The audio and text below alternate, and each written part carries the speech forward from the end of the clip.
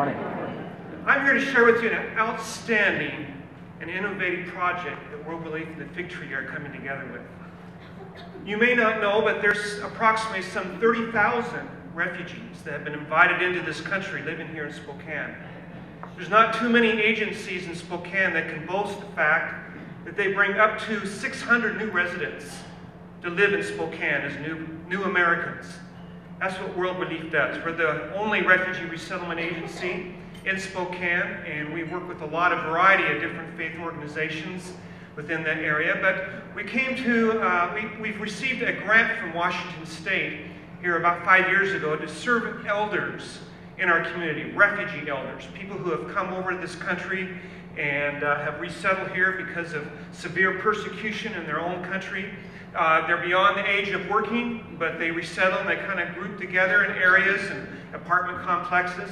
But they struggle. Now, I don't know about you, but if I was 65 years old, I probably would struggle learning a brand new language. And they do struggle. You know, our young people, the young refugees that come to Spokane, they pick up English very quickly. The young adults the same way. But when you get a little bit older, there's something happens to your brain and your cells and stuff. And learning to write and read and speak in a new language takes a little bit longer. And sometimes is a great barrier to some of the elders that have claimed Spokane as their new home.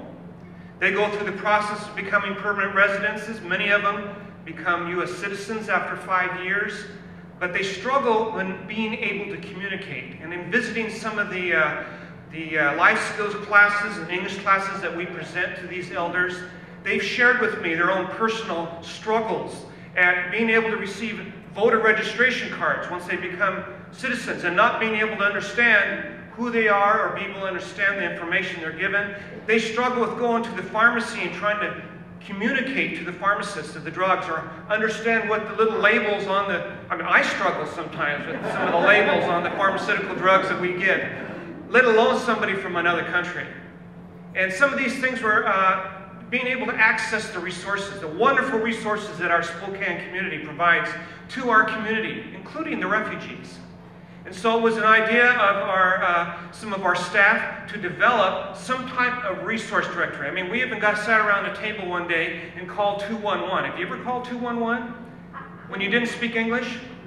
How about if you did speak English and trying to navigate the variety of different things that come on? Of course, they say in English, if you don't speak English, press number blah, blah, blah, you know. What if you don't speak English? How do you know what they just said? And then, of course, you do that. Then they tell you in English to, you know, to indicate what language that you're wanting to have. But all this is a huge barrier to a lot of our refugee elders.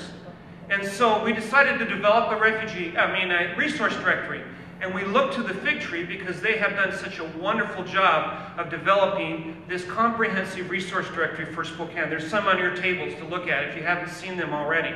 So we've partnered with the Fig Tree, with Refugee Connections, with Susan Hales from Refugee Connections, and one of our staff, Colleen Daniels over there, Aging and Long-Term Care of Eastern Washington, and the Spokane School District, the students at Lewis and Clark High School, to be able to develop a specific directory of resources that is pointed towards refugee elders. We've kind of edited down the resource directory to just 8 to 10 pages of things that only refugee elders are interested in. And through this process, we're also translating it into the 4 major languages of the refugees that we resettle in Spokane, and that's Russian, Arabic, Nepali, and we've divided it between Burmese Chin and Burmese Karen languages. So actually we got 5 different languages that we're translating into. And we've just had a wonderful experience. They've come to the table, they've worked long and hard. I want to especially point out Malcolm. He spent hours and hours and hours, along with Colleen, being able to decide what parts would be applicable to refugee elders. And I can't speak highly enough of the collaborative effort the Fig Tree has done to partner with World Relief and the other agencies in developing this refugee directory, because this will be nothing but a benefit. And what it will be is it'll have everything in English, but under the English will be translated into the refugees' language. So it will also help them to be able to say, oh, that's what that English word says. Oh, well, that's what that acronym is in my language.